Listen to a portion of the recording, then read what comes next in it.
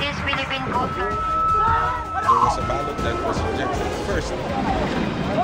Live mula sa GMA Network Center, ito ang 24 Oras. Magandang gabi po, Luzon, Visayas at Mindanao. Tahasang isinangkot ni dating Congressman Zaldico si Pangulong Bongbong Marcos sa mga budget insertion nang magsalita si Ko sa unang pagkakataon mula nang pumutok ang flood control scandal. Sa pamamagitan ng isang video ay itinuro ni Ko ang Pangulo na siyang nag-utos umano sa kanila na magsingit ng 100 bilyong piso sa budget. Ipinarating umano yan sa pamamagitan ng Budget Secretary at batid din ni dating House Speaker Martin Romualdez. Si Romualdez umano ang pumigil sa kanya na magbalik bansa. Nakatutok si Tina Panganiban Perez. Sana po ay hindi nila ako mapatay bago ko mailabas ang lahat. Halos 4 na buwan mula nang umalis ng Pilipinas. Ngayon lang muli nagpakita si dating congressman at dating House Appropriations Committee Chair Zaldico. Bahagi ito ng video na pinadala ng dating staff ni Ko sa media at pinost sa social media accounts ni Ko. Hindi malinaw kung kailan at saan i-record ang video, kung saan idinawit niya sa kontrobersiya ng budget insertions sina Pangulong Bongbong Marcos at kanyang pinsang si dating House Speaker Martin Romualdez. Sabi ni Ko, 100 billion pesos na budget insertion sa 2025 budget ang ipinag-utos umano ni Marcos. Di niya direktang kausap ang Pangulo. Bagkus, pinaabot daw ang utos sa pamamagitan ni Budget Secretary Amenah Pangandaman. Nagsimula ito nung tumawag si Sekmina Pangandaman sa akin nung nag-umpisa ang BICAM process last year, 2024. Ang sabi niya, katatapos lang ng meeting nila ni Pangulo at may instructions na mag-insert or magpasok ng 100 billion worth of projects sa BICAM. Sabi raw sa kanya ni Pangandaman, pwede niyang kumpirmahin ito kay Presidential Legislative Liaison Office USEC Adrian Bersamin dahil magkasama raw sina Bersamin at Pangulong Marcos sa isang pulong ng araw na iyon. Tinawagan ko po agad si USEC Adrian Bersamin at tinanong ko kung may instruction nga ba ang Pangulo na magpasok ng 100 billion during their meeting. Ang sabi niya ay totoo nga po. Right after our conversation, tinawagan ko po si dating Speaker Martin Romualdez at nireport ko ang instructions ng Presidente to insert the 100 billion projects. At sinabi niya sa akin, what the President wants, he gets. Ang listahan ng mga proyekto binigay raw sa kanya ni Bersamin sa isang pulong sa Aguado Building sa May Malacanang kung saan kasama rin sina Pangandaman, Romualdez at DOJ USEC Jojo Cadiz. Kasama rito ang mahigit 81 billion pesos na halaga ng construction at rehabilitation ng ilang kalsada, slow protection structure, flood mitigation structure at flyover. May hiwalay ring listahan para sa halos 19 billion pesos na alokasyon para sa iba't ibang programa, gaya ng coconut planting, sitio electrification, housing, at ASEAN Summit and Meeting sa 2026. Tinanong ko po si Yusek Adrian kung saan galing ang listahan. Ang sagot niya, galing kay PBBM mismo at binigay niya ito mula sa brown leather bag. Nung sinabi po ni Yusek Adrian Bersamin, yung brown leather bag, naalala ko noong nasa Singapore kami right after the elections of May 2022 sa Hilton Hotel, kami ni dating Speaker Martin and PBBM habang pauwi at pabalik ng Pilipinas, hinabol ng PSG ang brown leather bag at ang sabi ni PBBM, maiwan na lahat, wag lang ang brown leather bag. Kaya naniwala ako na utos talaga ito ng Pangulo.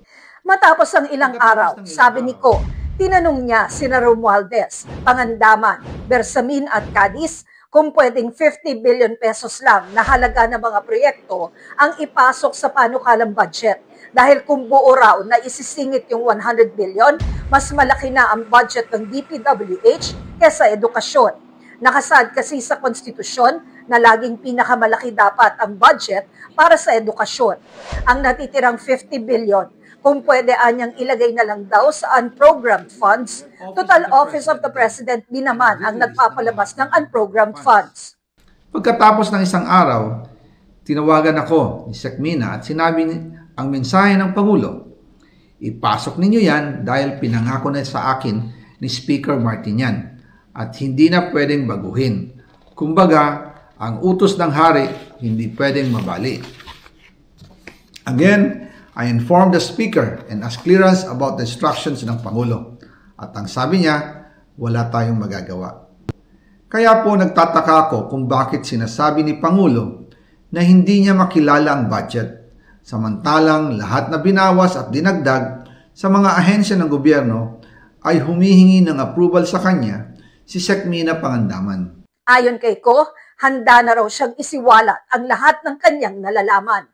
Hindi na ako mananahimik, ilalabas ko ang lahat ng katotohanan.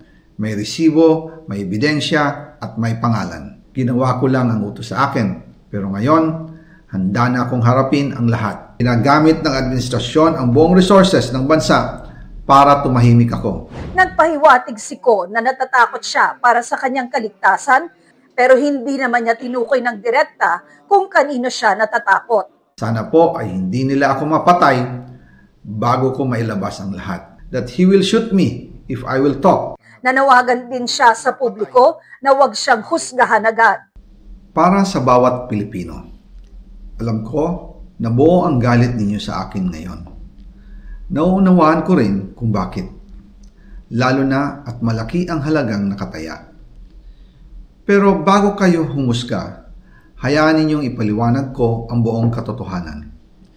Matagal akong hindi nagsalita dahil may direktang utos sa akin. Huwag nang bumalik ng Pilipinas at manahimik na lamang.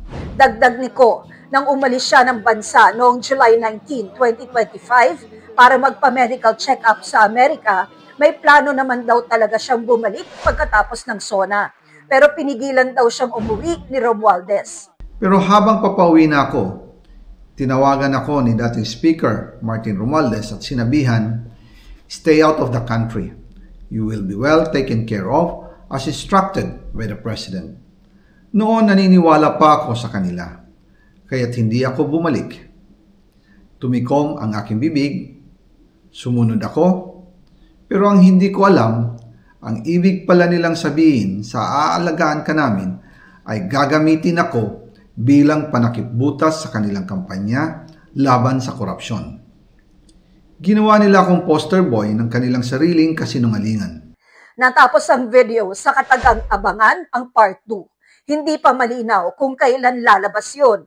Hinihingan namin ng reaksyon si Romualdez, ngunit wala pa siyang tugon sa ngayon. Sinusubukan pa rin naming makuha ang panig ng Malacanang at ng iba pang personalidad na binanggit ni Ko. Para sa GMA Integrated News, Tina Panganiban Perez, nakatutok 24 oras. Hinamo naman ng palasyo si Zaldico na umuwi ng bansa at panumpaan ng mga alegasyon, kabilang ang pahayag na ang Pangulong nag-utos ng mga budget insertion.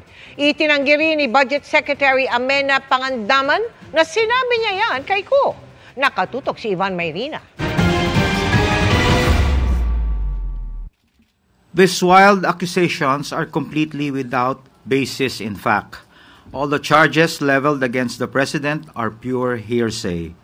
Let us not forget President Marcos Jr. himself exposed all these flood control anomalies to ensure that the guilty are brought to justice, the stolen wealth recovered, and the system is fixed. Zaldico should come back to the country and sign everything he said. Yan ang hamon ng Malacanang kay dating Congressman Zaldico na direktang inakusahan ng Pangulo na nag-utos umano na magsingit ng 100 billion pesos sa halaga ng mga proyekto sa 2025 budget. Ito ang kauna-unahang pagkakataon na direktang inakusahan ng Pangulo sa anumalyang iniimbestigahan kaugnay sa mga flood control projects. Kung ang Pangulo ay may kinalaman dito. Logic! Hindi ba dapat na iiwasan niya ang issue nito kung siya mismo ang mapapasok? Humarap din si Budget Secretary Amena Pangandaman na ayon kay Ko ay siya umano nagsabi sa kanya ng utos sa insertion ng Pangulo. Marin itong pinabulaanan ng kalihim. All appropriations ordered by the President is already in the National Expenditure Program. That is why it is called the President's Budget. We respect and strictly follow the budget process. Ayon na rin kay sa sinabi ni Zaldico, ay hari daw.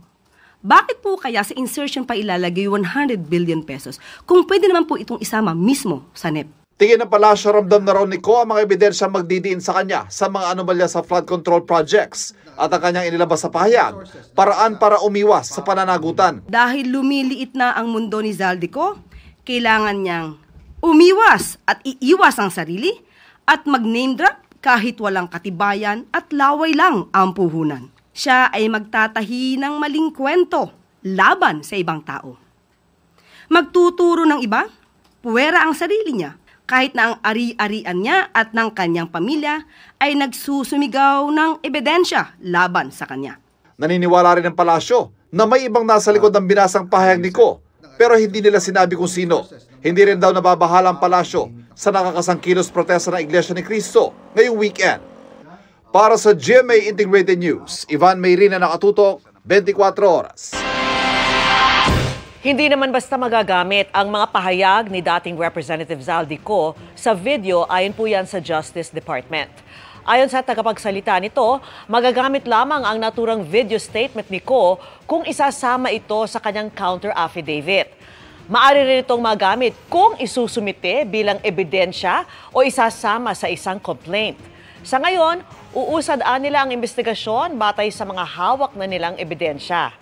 Para naman sa Independent Commission for Infrastructure, ICI, bago sila gumawa ng hakbang, ay maingat muna nilang pag-aaralan ang mga binanggit ni Ko sa video. Gayon din ang mga naisiwalat sa Senate Blue Ribbon Committee.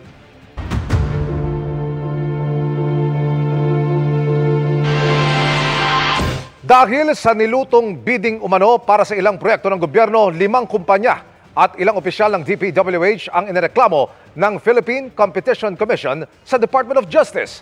Kunwari lamang umano ang bidding dahil alam na antemano kung sino ang mananalo.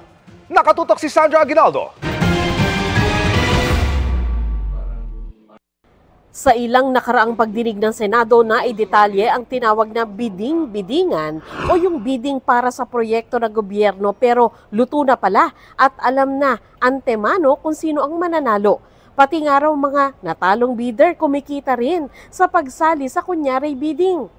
Matapos imbestigahan ng Philippine Competition Commission o PCC ang umunay bidding-biddingan, nagsampa ito sa Department of Justice ng 3 criminal complaint laban sa 5 kumpanya at ilang dating opisyal ng Department of Public Works and Highways. We found that there is possible violation of Section 14A2 of RA 10667 or the Philippine Competition Act. So ito po yung bid rigging. Ang bid rigging po ay pinagbabawal under Philippine Competition Act.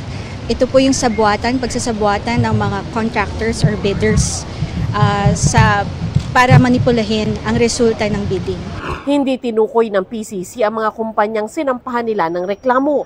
Pero noong October, dinala ni DPWH Secretary Vince Dizon sa PCC ang mga dokumentong kaugnay ng posible umanong mga paglabag ng Timothy Construction Corporation, Wawaw Builders, In Construction Corporation, Sims Construction Trading, SunWest Inc., ilang opisyal ng DPWH Bulacan 1st District at Regional Office 4B. The DOJ will evaluate the referral of the Philippine Competition Commission on possible violations of yung Competition Act, particularly on bid rigging. So we will subpoena the respondents in due time when we are already ready to conduct the preliminary investigation and finally unearth the master bid rigger in the flood control project scheme. Isinagawa din ngayong araw ang unang preliminary investigation ng DOJ kaugnay sa Ghost Flood Control Project sa Bulacan. Dahil nasa Senado ang ilang mga respondent, mga abogado nila ang dumating sa DOJ para kumuha ng kopya ng complaint laban sa kanila. Sa loob ng 10 araw, kailangan daw magsumite ng counter affidavit ang mga respondent. Well, we have a 60-day period po to terminate preliminary investigation. The evidence will be assessed during the same period. So, around mid-December po, natutupad namin. Matatapos na po namin ang PI, ang preliminary investigation. And may resolution na nga po masasubmit by that time. May issue by that time. Para sa GMA Integrated News, Sandra Aguinaldo, nakatutok, 24 oras. Sa gitna ng mga tanong kung nasaan si Senador Bato de la Rosa ngayong may ugong ng warrant of arrest ng International Criminal Court para sa kanya, nag-post ang mambabatas sa social media. Sa Facebook, nag-post siya ng litrato na mayroon siyang suot na wig at ang caption ng dating PNP chief dito, "Reactivating my Intel operative gears," tulad ng mga araw-anya sa intelligence group. Mula nang mag-resume ang sesyon ng Senado noong Martes, no show pa rin doon si De La Rosa. Samantala, sabi ni Vice President Sara Duterte, nakakausap niya ang anak ni De La Rosa at nag-alok ng legal aid kung kailangan. Humihingi ang kampo ni De La Rosa ng temporary restraining order sa Korte Suprema para pigilan ang pagpapatupad ng sinasabing warrant of arrest ng umano'y red notice at surrender request laban dito.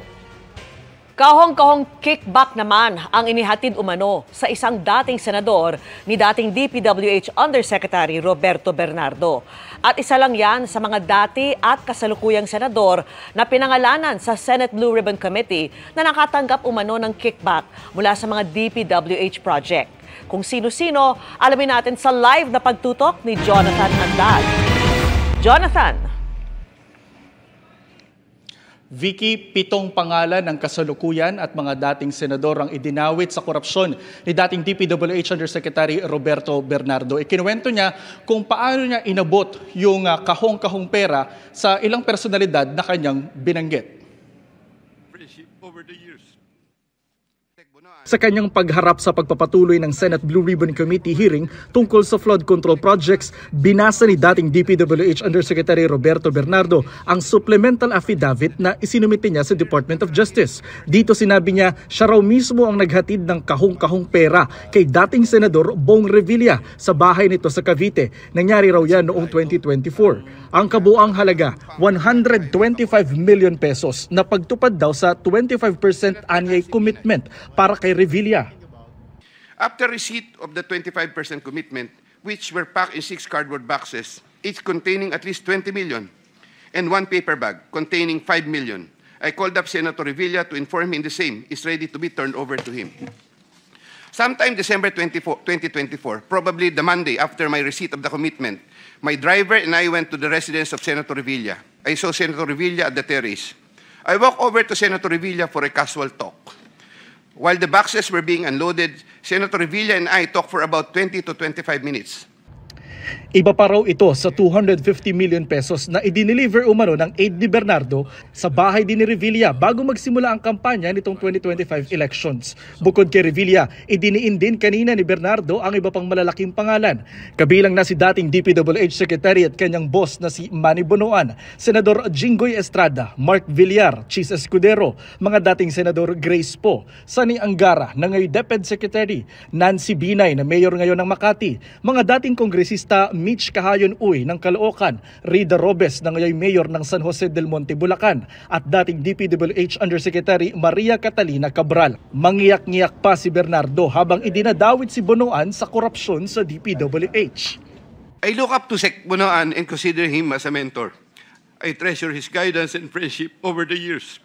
Akusasyon ni Bernardo, kada taon mula 2023, 5 bilyong pisong DPWH projects ang hawak ni Bonoan. 15% nito ang kinukuha umanong kickback o commitment na pinaghahati-hatian daw nila nina Bonoan at Cabral. The value of the projects that I handled for Sec Bonoan was at least 5 billion per annum for the years 2023, 2024, and 2025 with an average of 15% commitment. Of this 15% average commitment, Sec Bonoan 75%, usually would give me 25% of the commitment, with the rest of the commitment shared between him and Yusek Cathy Cabral.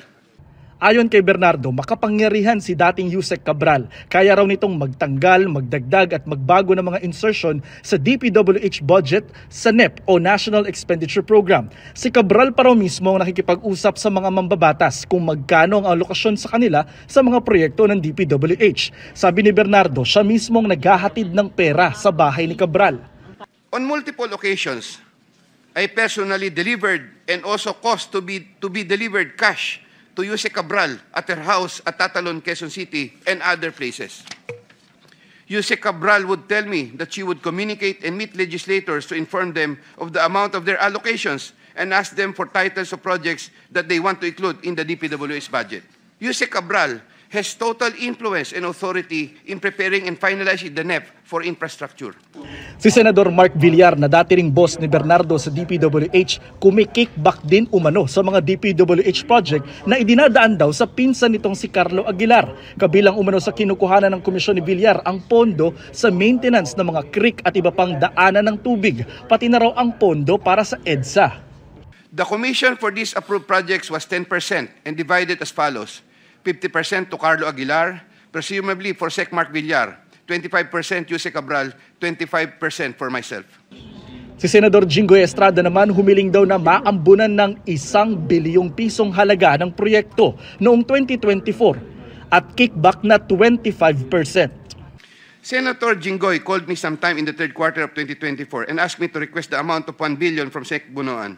Senator Jinggoy said, "Tulungan mo na lang ako dyan kasi marami pa akong tutulungan sa eleksyon." I replied, "Okay na ba ang 25% Sen?" Sen Jinggoy responded, "Okay na ang 25%. Sabi pa ni Bernardo, nagkaroon pa ng pagkakataon noong unang bahagi ng 2025 na siya mismo ang naghatid ng pera para kay Estrada sa San Juan. And approximately 213 million which I delivered to Senator Jinggoy at the Artiaga building in San Juan City.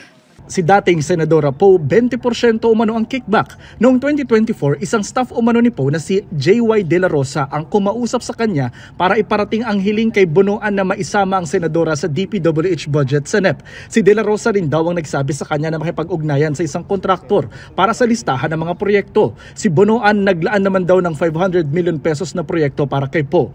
There was a 20% commitment collected for Senator Grace Poe. Mrs. Patron, a contractor, collected the commitment for Sen. Grace Poe at Diamond Hotel from one of my aides. Si dating Senadora Binay, aabot sa 15% ang di umano'y kickback na kinukubra raw ng aide nitong si Carlene Yap Villa. 500 million pesos din umano ang inilaan ni Bunoan para kay Binay sa 2025 DPWH budget. Sometime later part of December 2023, Carlene called me and requested for a 50 million advance for Senator Binay's shoes for the holiday season during the first quarter of 2023. The commitment was delivered to Carlene for Senator Binay in several tranches in Makati and Quezon City. After the second delivery, Carlene told me, "Kinuha na ni Sir, salamat raw. Hindi ka raw kakalimutan sa Makati." The Sir refers to the husband of Senator Binay. Si dating Senador at ngayon DepEd Secretary Angara, 12% naman daw ang kickback sa pamamagitan ni DepEd Undersecretary Trigiv Olayvar na dati rin itong staff sa Senado. Yusek Trigiv received deliveries representing 12% of the projects of Senator Sani Angara while the latter was Chairman of Finance. Si Senator Chiza Escudero, 20% di umano ang kickback. Ngayong 2025, si Bernardo raw mismo ang nag-deliver ng kabuang 280 million pesos sa building na pagmamayari ni Maynard Ngu, ang negosyante na sinasabing bagman ni Escudero. Sometime early 2025, I made the first delivery of 160 million for Senator Chiza Escudero at the Cherry Mobile Building at Maynard Ngu in Apacible Street, Manila. Early 2025, I made the second delivery of 120 million for Senator Chiza Escudero, also at the Cherry Mobile Building of Maynard Ngu. Sa lahat ng senador na idinawit ni Bernardo, sina Revilla at Estrada lang ang personal niyang nakausap. Binanggit din ni Bernardo mga dating kongresistang sina Mitch Cahayon Uy, Florida Robes at Zaldico. Pero wala masyadong detalye di tulad sa mga idinawit na senador. Pag kayong mga senador, mahaba. Pero sa mga congressman, parang kulang. 1-2 sentence lang. Ganun. Why is that? As of now po, I have not really identified the projects which were downloaded to those congressman, Mr. Chair. Hindi po ako makarecover pa ng kwan. But I remember that there were projects that were really downloaded in their districts. Kanya-kanyang labas ng pahayag ang ilang idinawit na kasalukuyan at dating senador. Sabi ni Poe, hindi siya kailanman nasangkot sa korupsyon. Aniya, sinusuportahan niya ang investigasyon ukol dito. At siya pa nga raw ang unang dumalo sa mga pagdinig ng Independent Commission for Infrastructure o ICI. Nakakaalarma raw na nadadawit ngayon ang kanyang pangalan. Si Senador Mark Villar marinding itinanggi ang akusasyon sa kanya na isa raw malaking kasinungalingan. Naninindigan daw siya sa kanyang walang bahid na record sa politika. Pakiusap niya sa publiko maging mapanuri at wag basta manghusga base lamang sa salaysay ng isang tao na pwede raw tinahina para sa kapakanan ng taong yon o ng iba pa. Si dating Senadora Binay iginit na wala siyang kinalaman o papel sa anumang flood control project. Wala rin daw siyang empleyado sa Senado na kayang gawin ang ibinabato sa kanya. Si Angara naman itinanggi rin na sangkot siya sa mga maanumaliyang proyekto. Sa kanya raw higit 2 dekada sa gobyerno, hindi raw siya nasangkot sa korupsyon. Ang kampo ni Revilla sinabi naman na hindi dapat paniwalaan basta-basta ang mga pahayag ni Bernardo na tinawag niyang isa sa mga perpetrator o salarin. Handa raw si Revilla na harapin at pasinungalingan ang mga alegasyon at balak daw gawin ang lahat para protektahan ang kanyang mga karapatan at malinis ang kanyang pangalan. Sinusubukan pa namin kunan ng pahayag ang iba pang idinawit ni Bernardo sa korupsyon.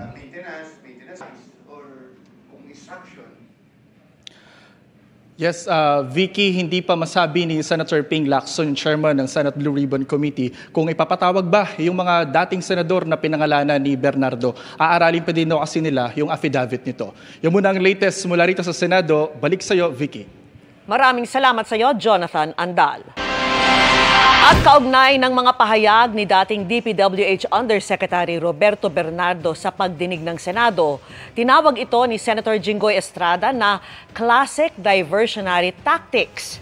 Itinanggi niya ang mga alegasyong nag-uugnay sa kanya sa anumang flood control projects. Wala raw basehan at hindi suportado ng ebidensya ang paratang na may natanggap umano siyang porsyento. Mas lalo lang anya nalalantad ang kasinungalingan dahil magkasalungat-an niya ang dalawang sinumpaang salaysay ni Bernardo. Sabi naman ng kampo ni Escudero, hindi na bago ang mga alegasyon ni Bernardo na dati nang itinanggi at napatunayan nilang hindi totoo. Wala nilang direktang ebidensyang iprinesenta si Bernardo na mag-uugnay kay Escudero sa anumang krimen. Paninira lang daw ng reputasyon ni Escudero at ng Senado ang mga alegasyon. Patuloy po namin sinusubukang kunan ng pahayag ang iba pang dawit ni Bernardo sa korupsyon.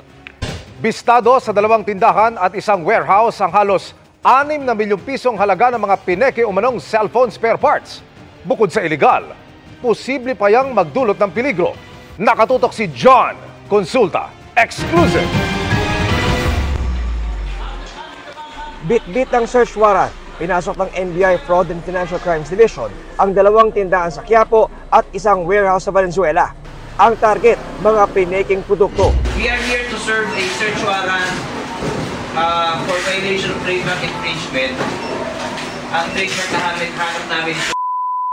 Sa loob ng mga establishmento, tumambad ang libu-libong counterfeit ng mga LCD at spare parts ng cellphone. Ayon sa NBI, nag-ugat ang operasyon sa reklamo ng isang kumpanya dahil sa umano'y talamak na pagbebenta ng mga produkto nila na ginagawa ng peking bersyon. Ng ating mga ahente nagkaroon ng sarili nilang test by operation, mahihirapan talaga ang bibili na i-ascertain kung peke ito o genuine. Ayon sa NBI, nagkakahalaga ng 5.7 million pesos ang kabuuang halaga ng mga sinamsam na peking cellphone spare parts. Walang pahayag ang mga may-ari ng tindahan at warehouse na sinampahan na ng reklamo. Violation ng Section 155 of Republic Act 8293, which is the Intellectual Property Rights Code of the Philippines. Malalaman natin kung saan nanggagaling ang pera, saan dinadala ang pera. And looking into those documents, baka mag-file din tayo ng corresponding violation ng anti-money laundering. Paalala pa ng NBI, hindi ko mumura, hindi ko gumagana, yan ang tangkilikin natin. Una, maliban sa its counterfeit. Pangalawa, hazardous siyang mga yan. Para sa GMA Integrated News, John Consulta, nakatutok 24 oras.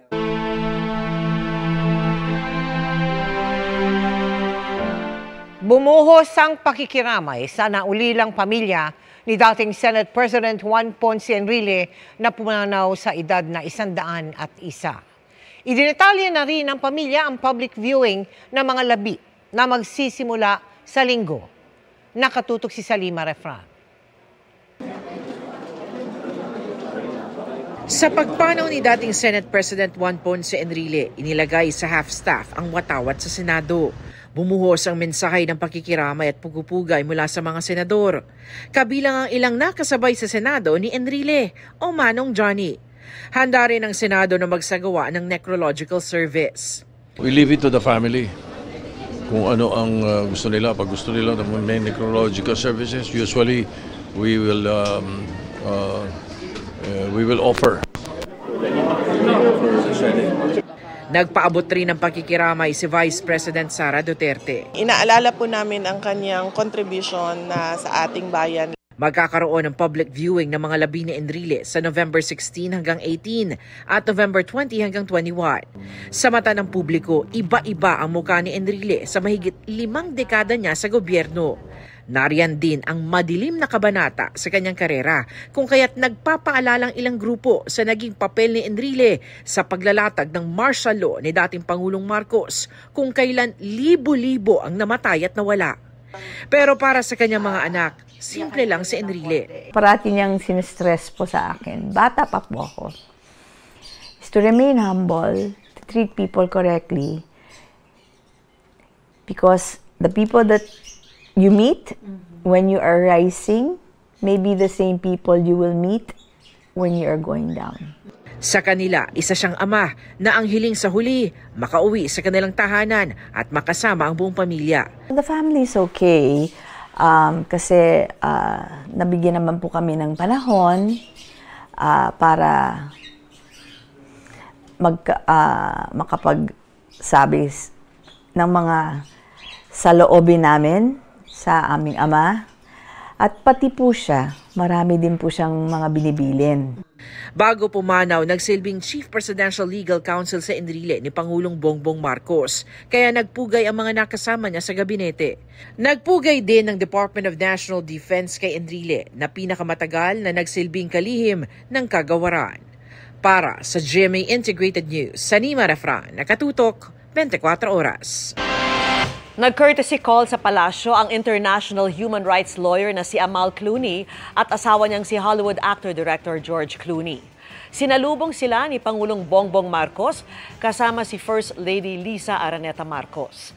Samantala, keynote speaker ang Pangulo sa 13th ASEAN Law Ministers Meeting sa Taguig. Dito nilagdaan ang ASEAN Extradition Treaty para sa mga transnational crime. Ang pulong ay isa sa mga paunang aktibidad bago ang pag-host ng Pilipinas sa ASEAN Summit 2026.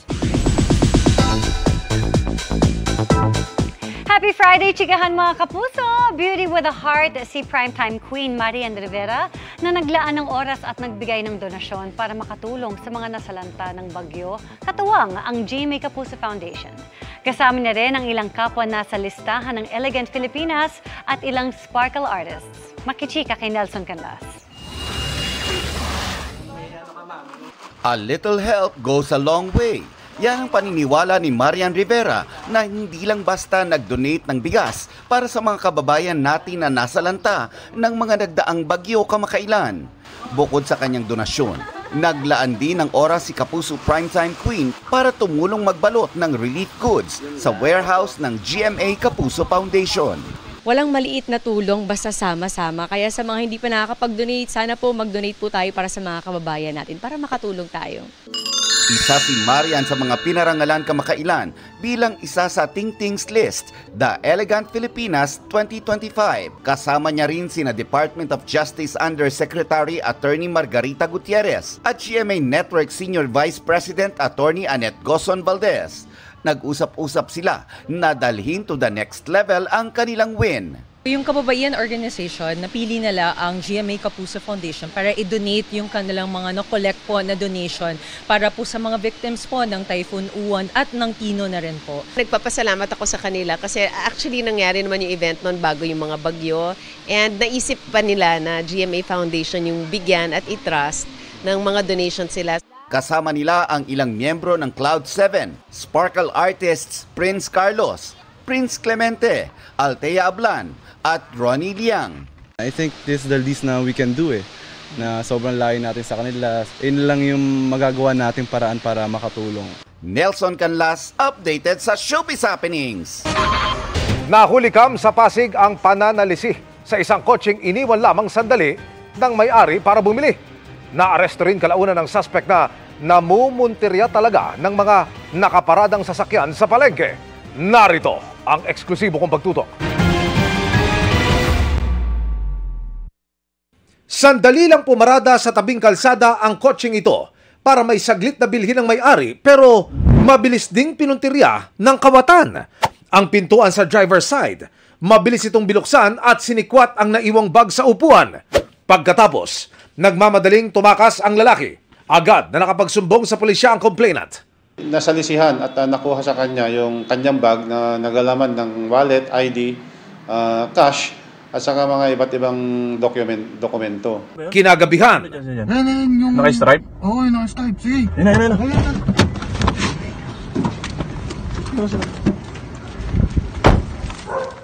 Naispatan ng suspect malapit pa rin sa Pasig Public Market.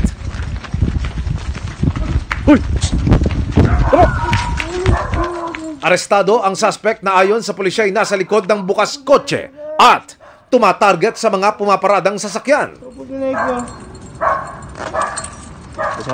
Ang kanyang area of operation dito sa palengke at tinataon niya sa mga rush hour. Kaya paalala ng mga otoridad sa publiko, ilak ang sasakyan pagbababa. Humihingi na rin po ako sa pasensya sa nakawang ko po. Hindi na po maulit yun. Naudyukan lang rin po talaga ako nun. Para sa GMA Integrated News, Emil Sumangil, nakatutok 24 oras.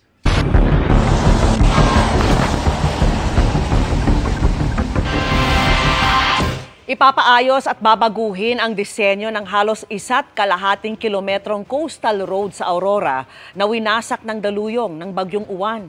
Hindi na umano uubra ang simpleng riprap na natuklasang walang bakal ayon sa DPWH. Nakatutok si Ian Cruz. Riprap to di ba? Yes. Walang bakal. Yes, walang bakal. So kailangan talaga, papagitan na natin, tataasan na natin. Hindi lang basta babakalan, kundi iibahin na ang disenyo pag inayos ang bahagi ng Baler Casiguran Road na nasa Dipakulaw, Aurora, na winasak na mga daluyong ng superbagyong Uwan. Hindi pa masabi ni Public Works Secretary Vince Dizon kung substandard ang proyekto. Pinapa-check ko pa rin kay Yusek Lara sa mga engineers natin, pero confirm na wala talagang bakal kasi doon sa lumang design wala talagang bakal.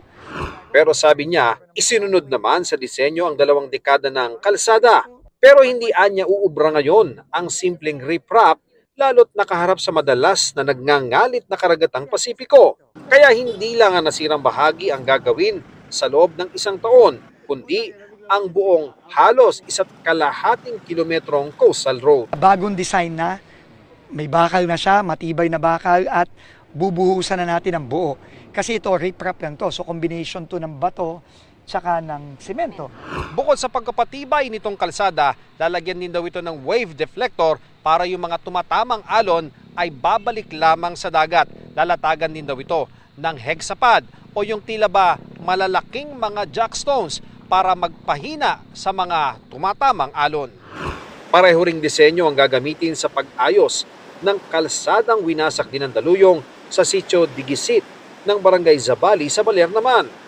Kasabay na nasira noon ang bahay ni na Rosalie na nasa tapat ng kalsada. Nakalikas man, wala nang natira sa tindahang nagsisilbi nilang kabuhayan. Sa mga gandang loob po, nananawagan po ako kung willing po kayong tulungan po uli kami na makabangon po uli. Gusto lang po namin ulit maibalik yung aming sari-sari store po at street foods. Humihingi rin ng tulong ang mga tauhan ng ilang resort, kabilang ang isang halos lamunin na malalaking alon ng bumagyo. Ngayon, ganito na ang sinapit ng dating Dinarayong Beach Resort. Hindi lang sana all kami lilikas at dala kami sa may taas. Kaso? Sa yung parang kayong kalakasan na. Tapos may time na gusto namin umakit sa may bundok.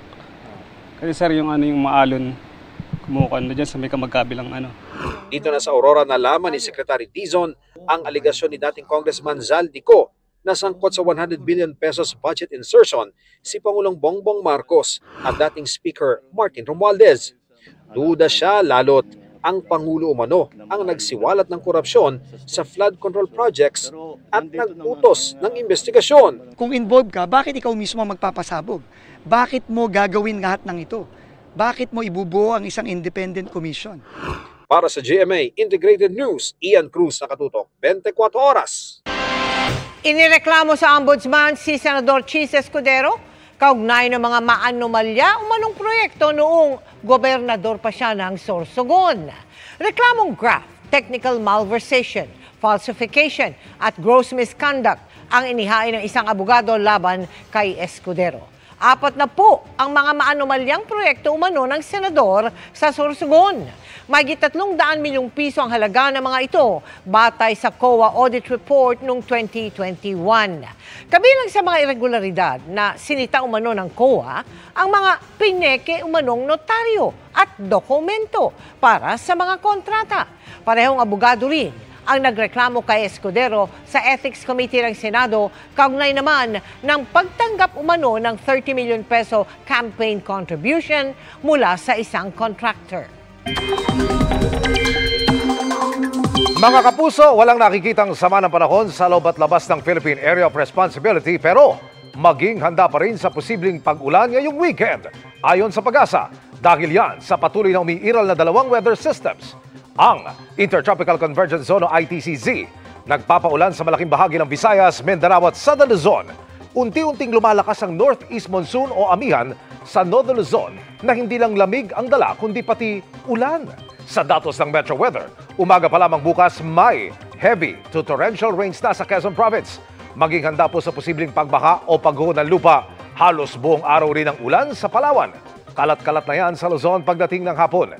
Sa Visayas, buong araw malakas ang ulan sa Western Visayas. Sa hapon, uulanin ng Cebu. Sa hapon din uulanin ng halos buong Mindanao. May heavy to intense rain sa Socsargen at Barm.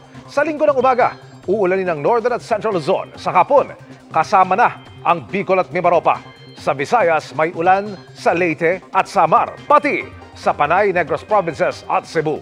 Halos buong Mindanao naman ang uulanin sa linggo ng gabi. Dito naman sa Metro Manila, sa Sabado ng hapon may tsansang umulan. Posible ang localized thunderstorms kaya huwag kakalimutang magdala ng payo.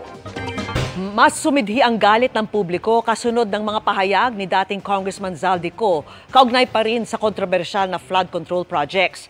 Para sa ilang nagmarcha kanina, hindi sapat ang ginawa ni Ko dahil dapat siyang umuwi at panumpa nito sa bansa at isiwalat na ang lahat ng kanyang nalalaman. Mula po sa Makati City, nakatutok live si John Consulta. John. Vicky, nagsagawa ng pagkilos ang iba't ibang grupo sa may bahagi nga ng Makati at Maynila para kondinahin ang anilay matinding korupsyon sa ating pamahalaan.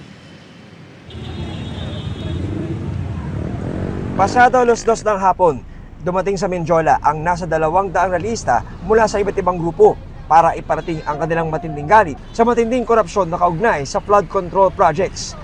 Nadagdagan pa raw ang kanilang galit sa mga naging pahayag ng dating Ako Bicol Party List Representative Zaldico sa social media.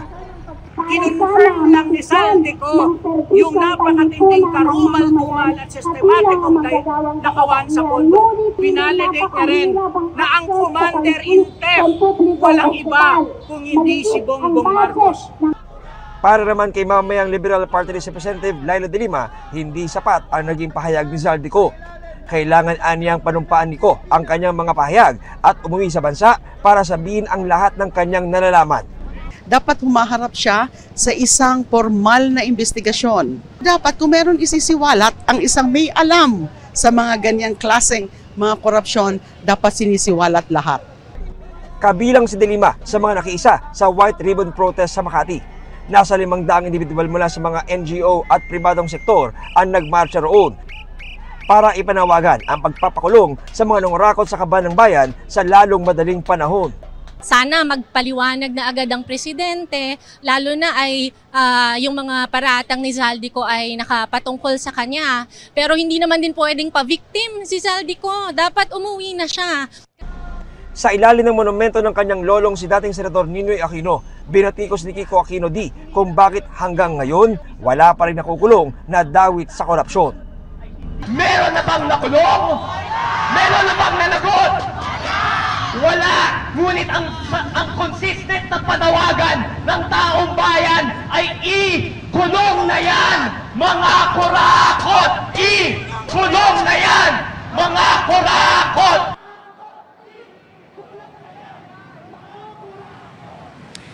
Vicky, mag-alas 7 ng gabi na mag-disperse sa mga relista na tungo dito sa may bahagi ng Makati, pero pangako nila, muli silang babalik sa kalsada para magmarsya kontra korupsyon. Yan ang malitas mula rito sa Makati. Balik siya, Vicky. Maraming salamat sa iyo, John Consulta. Get ready to toss at Dial the Test of Friendship continues para kay Glinda at Elphaba sa Wicked for Good. Marami na ang excited, including me, lalong Pinoy fans na iniwanan pa ng mensahe ng mga bidang sina Ariana Grande at Cynthia Erivo. Pero bago niyan, may fan na biglang sumunggap kay Ari sa premiere ng movie sa Singapore. Makichika kay Lin Ching. Wouldn't be happier. Glinda, the good. 7 days to go. It's the Wicked Witch. Until we're all changed for good. I'm a public figure now. People expect me to fly. Be encouraging. Kung sa part 1 ng kwento nakita ang unlikely friendship sa pagitan ng dalawang total opposites at kanilang journey of self-discovery. Elphaba, they're coming for you. Just look at me. Not with your eyes, with theirs. Sa Wicked for Good, matetest ang hangganan ng pagkakaibigan ni Glinda at Elphaba na ginagampanan ni Ariana Grande at Cynthia Erivo. The excitement is real sa movie adaptation ng Broadway musical all around the globe. Sa Singapore premiere ng pelikula, maraming fans ang nag-abang. Naglakad din sa yellow carpet or Yellow Brick Road ang guests mula sa iba't ibang bansa. Kabilang ang winner sa awiting Wicked Contest.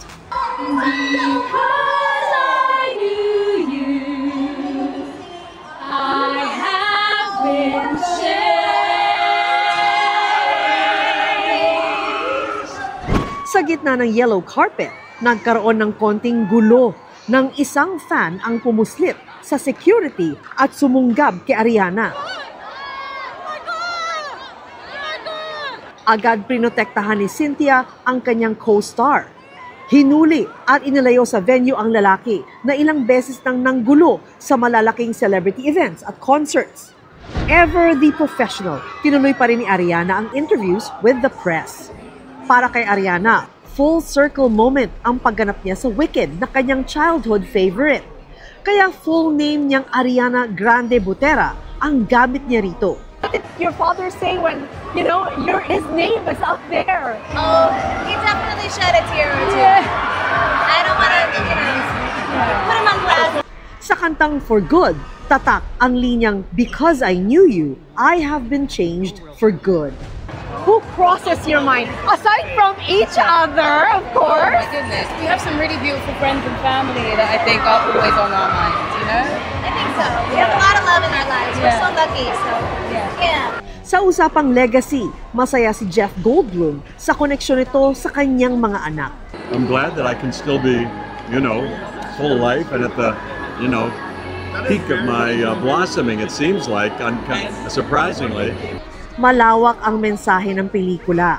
I want them to feel empowered because there are a lot of very good messages for each and every one. Not everyone will walk away with the same message, and I hope you find yours.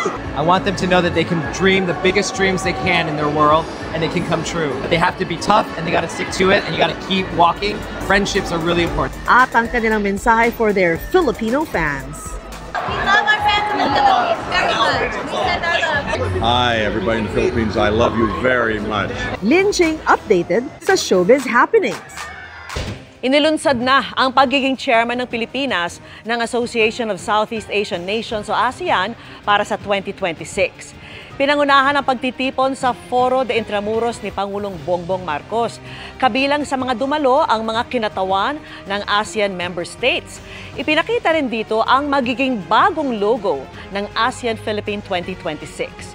Nakatuon ang paglulunsad sa pagpapalakas ng kapayapaan at seguridad sa Southeast Asia. In the area of peace and security, our chairship will highlight the responsible and ethical use of emerging technologies, particularly artificial intelligence, to strengthen ASEAN's capacity to anticipate and to respond to new and evolving security challenges. Mga kapuso, may Christmas shopping list na ba kayo? Pwede mo na yang kumpletuhin dahil sa tao ng Noel Bazaar. Isa sa mga merchants dyan, ang celebrity ukay-ukay ng GMA Kapuso Foundation.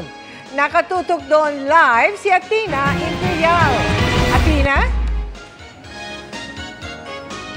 Meron star-studded nga ang formal opening ng Noel Bazaar dito sa isang integrated resort sa Parañaque City.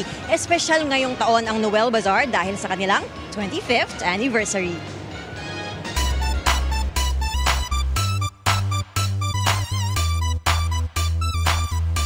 Makulay at masaya ang pagbubukas ng Noel Bazaar ngayong holiday season dito sa Okada, Manila sa pangunguna ng GMA Kapuso Foundation Ambassadors na sina Carla Abellana, Rian Ramos, Tim Yap, Ashley Ortega at Iya Villania Arellano. Nag-anyaya silang mag-shopping without guilt ng pre-loved clothes and shoes sa celebrity ukay-ukay ng GMA Kapuso Foundation. I believe this is the most that I've donated. 9 balikbayan boxes. Wow. So I didn't even know I have that much stuff. Tuwing magpapasko, there's always got to be something major that happens to our country. But what wonderful timing it is also that we have the Noel Bazaar that is here to help in situations as such. Kwento ni Rian na ilang taon ng donor sa GMA Kapuso Foundation, naging Christmas tradition na niya ang mamahagi ng mga piling damit para mapakinabangan ng iba. Pagka more than 1 year ko na siyang hindi nasuot, then I know na para bang hinahawakan ko na lang siya for sentimental reasons, pero hindi ko naman pala gagamitin. Si Ashley naman, first time this year na maging ambassador ng GMA Kapuso Foundation. It's better to just give it here kasi nga makakatulong pa ako sa GMA Kapuso Foundation. And yes, madadagdagan pa siya. Alam mo bang lahat ng perang kinikita nitong celebrity ukay-ukay ng GMA Kapuso Foundation ay napupunta sa kanilang educational programs at yung proyekto nila para sa cancer patients? Primarily, it's the building of new schools ng GMA Kapuso Foundation, and also it supports our unang hakbang sa Kinabukasan project, which supplies a complete set of school supplies in waterproof backpacks to over 60,000 children nationwide. 25 years of giving, 25 years of sharing to our less fortunate brothers and sisters. Yung pagsuporta sa mga Filipino entrepreneurs, yung mga negosyante na gusto palang magsimula.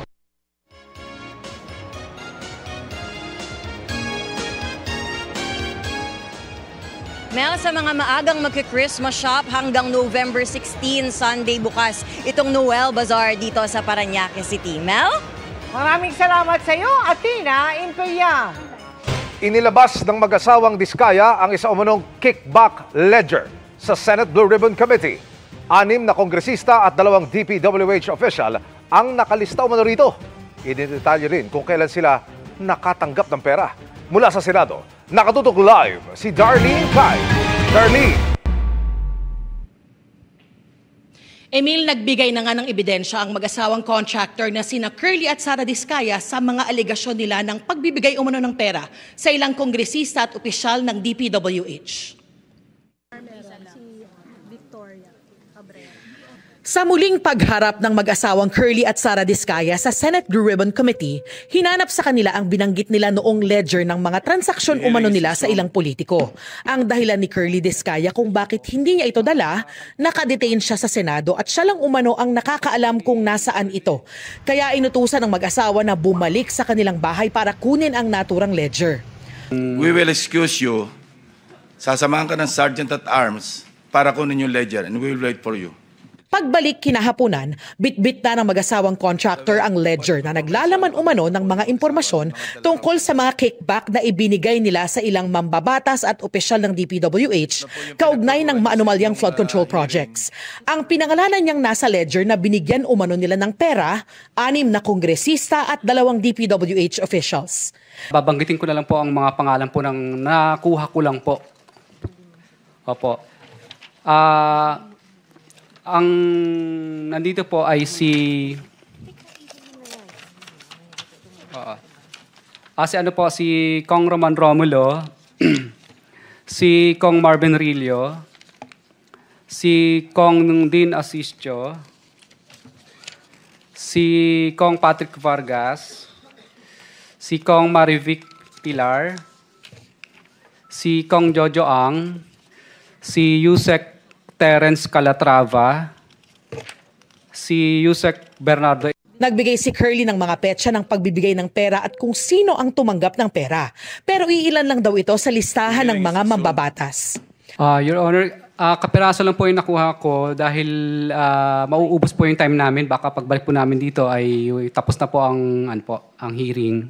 Para makumpleto ang listahan, susulat daw si Lacson kay Senate President Tito Soto para payagan muling pauwiin si Curly para kunin ang iba pang dokumento. Hinihinga namin ng reaksyon ang mga nabanggit ni Curly. At dahil nasa pagdinig si dating DPWH Undersecretary Roberto Bernardo, tinanong siya tungkol sa isiniwalat ni Curly. According to Diskaya, it was given to Manny Bulusan.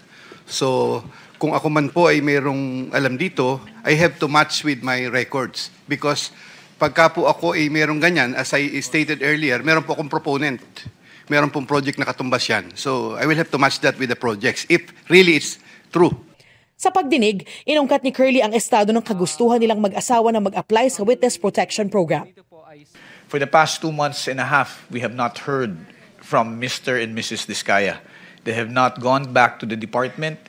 There has been no coordination made by the couple, either by their lawyer.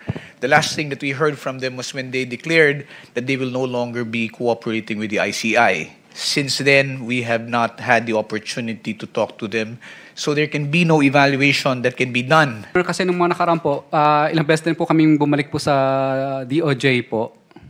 Kaya lang wala pa po pong pinapakita sa amin po na MOA. I think it should be explained to the couple, sir, that there is no such thing as an ex-deal here where they will provide us with documents and then we will immediately, or the Witness Protection Program will immediately give them a memorandum of agreement. In other words, hindi kaliwaan. Hindi po kaliwaan yan. Because precisely, the reason why these affidavits will have to be submitted first is for us to evaluate and determine whether the same is compliant with the requirements of the WPSB law. And second, if it can be corroborated by other pieces of evidence. A simple statement telling us or naming 100 names will not make any difference unless the same can be substantiated. And thus far, we have not seen any, and therefore there can be no evaluation. Punto ni Senador Rodante Marcoleta, iginigit daw kasi ng Justice Department ang kondisyon na restitution o pagsosoli ng mga diskaya sa pondo ng bayan bago sila maging state witnesses. There is no reason to burden these people for another requisite which is not even in the law. So kung qualified sila, i-process natin. Kung ang gagustuhan po ng Diskaya couple is makonsider sila o ma-process sila, let's take away the aspect of restitution. But they have to comply first with the requirements, which is the submission of the affidavits.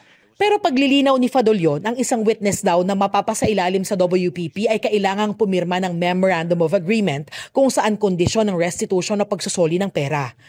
Samantala, no-show sa pagdinig ng Senado si dating House Speaker Martin Romualdez at 13 pang incumbent congressman na napangalanan sa pagdinig. Sa isang liham sa komite, sinabi ni Speaker Bogie D na hindi raw sisipot ang mga mambabatas dahil haharap naman na sila sa investigasyon ng ICI o Independent Commission for Infrastructure. At baka raw malagay sa alanganin ng findings ng ICI. No-show din ang 6 na dating mambabatas kabilang si Zaldico. Kaya ay minungkahi ni Senador Sherwood Gatchalian ang pag-issue ng subpoena kay Ko para kung hindi pa rin daw sumipot, maaari nang mag-issue ng arrest warrant laban sa kanya. Emil, sabi ni Senator Ping Lacson, susuriin nilang mabuti itong ledger na ipinasa ng mag-asawang Diskaya. 4:40 p.m. natapos ang hearing ng Senate Blue Ribbon Committee at wala pang petsa ang susunod na pagdinig. Yan ang latest mula rito sa Senado. Balik sa iyo, Emil. Maraming salamat, Darlene Kai. Pinaplansya na ang seguridad sa gitna ng mga ikakasang protesta kontra katiwalian sa Linggo. Bukod sa libo-libong pulis, may mga itatalaga ring prosecutors sa iba't ibang lugar kung magkagulo. Nakatutok si Sandra Aguinaldo. Mahigit 16,000 pulis ang ide-deploy ng pulisya para sa mga isasagawang rally na magsisimula sa Linggo. Sa taya ng PNP, nasa 300,000 tao ang inaasahang magtitipon sa People Power Monument at EDSA Shrine para sa rally na inorganisa ng grupong United People's Initiative. 100,000 naman ang tinataya ng PNP sa Quirino Grandstand, kung saan magtitipon-tipon ang mga kaanib ng Iglesia ni Cristo. Ang DOJ magtatalaga ng mga prosecutor sa iba't ibang lugar, partikular sa Maynila at Quezon City, sakaling magkaroon ulit ng mga gulo gaya noong September 21 rally. We don't know where this might, or we hope that it doesn't happen, but where it happens, we have our prosecutors ready on standby. Siniguro ng Armed Forces of the Philippines na tutulong sila sa PNP lalo kung may emergency. Si DILG Secretary John Vic Remulla, nagbabalang ang lahat ng nagbabalak manggulo haharap sa batas. Sabay paalala sa mga magulang na paalalahanan ang mga anak na huwag sumama sa kung ano-anong grupo. 3 araw ang rally ng Iglesia ni Cristo simula sa Linggo hanggang sa Martes. Para raw kondinahin ang higanteng kasamaan kung saan sangkot ang mga opisyal ng gobyerno. Nanawagan din sila sa gobyerno na panagutin ang mga may sala at maibalik ang mga ninakaw na pondo ng pamahalaan. May mga grupo ring magmamarcha mula sa Plaza Salamanca papunta sa Quirino Grandstand para makiisa sa rally ng INC. Ang grupong United People's Initiative, pagpapanagot din sa mga sangkot sa katiwalian ang ipapanawagan. Yung po sigurong panawagan na mag-resign yung presidente hindi manggagaling sa UPI. Kaya namin gustong mag-rally, gusto namin manatiling gising at hindi tumitigil ang ating pagnanasa na magkaroon ng pananagutan ang mga may sala. Ayon sa Manila Public Information Office, may mga isasarang kalsada sa Maynila sa paligid ng Luneta Park. Chino Roses Bridge, Liwasang Bonifacio, at Ayala Bridge. Pinapayuhan ng mga motorista na dumaan muna sa mga alternatibong ruta. Makikisa ang PDP laban sa mga rally. We are mere participants. No? We're not the organizers of this, but we're organizing our party to take part. So kami po, ang balak ng PDP ay pumunta doon, mag-attend, makisama, makiisa. Para sa GMA Integrated News, Sandra Aguinaldo, nakatutok 24 oras. All-out performances ng Sparkle Stars ang expected sa libreng anniversary concert ng Sparkle 30 bukas. Pero bago yan, nakiparty muna ang Sparkle sa isang birthday surprise. Makichika kay Nelson Canlas. Excited na ang Sparkle artists, hindi lang para makabonding ang Kapuso fans, kundi para na rin makisalo sa saya sa pagse-celebrate bukas as Sparkle GMA Artist Center turns 30. Ang concert na Sparkle 30 gaganapin sa MOA Sky Amphitheater bukas. Libre ang ticket. Pero kung team bahay, mapapanood naman yan sa streaming platform ng TikTok Live sa accounts ng Sparkle GMA Artist Center. Excited din ako na i-celebrate yung milestone ng Sparkle. Of course, 30 years, hindi biro po yun. Bongga tong celebration na to because nga 30th anniversary natin. So marami rin kaming pasabog na ihahanda para sa mga kapuso natin. Excited ako pa sa yung mga kapuso natin. It's time to give back, especially malapit na yung Christmas. Expect explosive numbers na siguradong ikakikilig at ikatutuwa ng Kapuso fans. Secret, abangan nyo na lang po yan. Pero yun po yung pinagkakabisihan ko for the past few days. Nagpa-practice lang ako. So, abangan! Pero bukod sa kasiyahan, meron tayong sisimulan na kindness campaign with everything that's happening. Kailangan talaga natin magsimula ng isang very worthwhile cause and we call this Click Kindness. So, abangan na lang. Pero bago ang Sparkle 30, napuno ng surprises and happy tears ang surprise birthday celebration para kina GMA Network Senior Vice President Attorney Annette Gozon Valdez at Sparkle First Vice President Joy Marcelo. Sparkle-studded ang selebrasyon at naroon sina Alden Richards, Barbie Fortesa at Julian San Jose. Ang wish ni Attorney Annette hindi na para sa sarili, kundi para sa mga Sparkle artist. Kailangan i-remind sila na they are role models and they should spread their influence for the good, spread kindness. Parang yun ang pinaka-importante. na yan ang birthday wish nating lahat. Nelson Canlas updated sa showbiz happenings. Pahabol na chika naman tayo para updated sa showbiz happenings. Today is D-Day para kay Julian San Jose dahil na-release na ang kanyang newest single na Simula. And as a supportive boyfie, agad naman nag-jamming sa kotse sina Raver Cruz at Julian sa bagong kanta. Bukas naman dapat abangan ang kauna-unahang elimination sa Pinoy Big Brother Celebrity Collab Edition 2.0. Sino kaya sa Team Rays of Sunshine ang unang kapuso at kapamilya na lalabas sa bahay ni Kuya? Napuno ng aral ang iFest Laguna ng programang Eyewitness. Nagbahagi ng kaalaman, karanasan at kasanayan sa pagbuo at paggawa ng dokumentaryo ang award-winning documentarists na sina Cara David, Howie Severino, Atom Arroyo, Mav Gonzalez at John Consulta. 700 students mula sa probinsya ang lumahok dyan. And that, my friends, ends our week-long chikahan. Ako po si Iya Adeliano, Miss Mel, Miss Vicky, Emil. Hi, Iya. Salamat sa iyo, Iya. Happy weekend. At yan ang mga balita ngayong Biyernes, 41 araw na lang, Pasko na. Ako po si Mel Tiangco. Ako naman po si Vicky Morales para sa mas malaking misyon. Para sa mas malawak na paglilingkod sa bayan, ako po si Emil Sumangil. Mula sa GMA Integrated News, ang News Authority ng Pilipino. Nakatuto kami 24 oras